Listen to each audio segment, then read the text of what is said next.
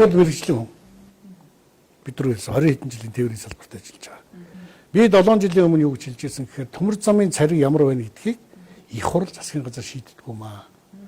Тэр цариг ямар байхыг мэрэгжлийн инженер эдийн засагч хоёр сууж агаад тэгээд Монгол улс ямар царигтай төмөр замаар нүүрсэн хил рүү тээвэрлж очвол үр ашигтай байна. Техникийн хувьд боломжтой байна гэдгийг тэр асуудал шийддэг байна. А их хурл бол засгийн газар хоёр төмөр зам барина л гэдэг шийдвэрээ гаргадаг. Гэтэл өнөөдөр тэр асуудлыг авчираад их хурл дотор ингээд олон хооны дунд булуун яс хайж байгаа юм шиг цариг гэдэг нэг юм хаяал 7 жил төмөр зам барихгүй суудсан. Эцээц нарийн байна л гэдгээр л гарсан. Нарийн байна гэдгээр гарна гэдэг бол өнөөдөр Монгол улсын эдийн засагт нарийн царигтай төмөр зам барих юм бол шилжүүлэн ачуулт хийхгүйгээр нүүрсийн хаягдлаггүйгээр илүү зардалгүйгээр их хэмжээний нүүрс болон уулуурхай бүтээгдэхүүнийг бид нэр экспортлох боломж байна л гэсэн үг л гэж би ингэж ойлгож байна.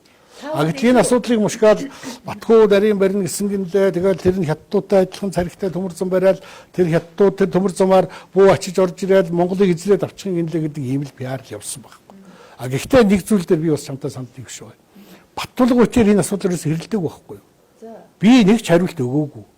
Би одоо энэ сүүлийн 7 жилийн гэдэг юм уу 6 жил гарны хугацаанд царгийн асуудлаар магадгүй над зориулж Баттулга олон кино хийсэн ямар юм ч үлээ их олон ангитай кинонууд хийсэн шүү дээ. Би Баттулгын эсрэг болон Баттулгын ярьсан юмны эсрэг би нэг ч удаа ямар нэг хэвлэл мэдээлэл хэрэгслэр дуграагүй нэг сонин дээр юм яриаггүй. А би асуудлаа их хурл дээр өөрийнхөө байр суурийг тэр хүнд зориулж биш зөв шийдвэр гаргахад зориулж хэлж ирсэн. Тэгэхээр бид нар хоорондоо маргаагүй байхгүй. Тийм байгаа үст. Марган гэж хоёр хүн ингээд биеийн рүүгээ дайраад Баттулга тэгсэн би ингэсэн гэж ярихыг хэлнэ үстэй. Би бол ажил ярьсан, мэрэгжлийн төвчөнд асуудал ярьсан. Миний ярьсны дагуу нарийн царигтай байныг шийдсэн харамсалтай хугацаа хоцорсон байхгүй. Ер нь их хурлын гишүүн байна гэдэг бол зөв юмны төлөө яваад дэмжлэг аваад шийдвэр гаргуулж чадаад тэр нь Монгол улсын Монголын ард түмний эрх нийцчихлээвэл тэр их хурлын гишүүн болсныхоо үүргийг биелүүлж яана л гэж би ойлгож байна. А миний гаргасан шийдвэр буруу байгаад Монголд магадгүй тэр уул уурхайн салбарт, тээврийн салбарт тий сөрөг нөлөө үзүүлсэн байх юм бол энэ бол буруу.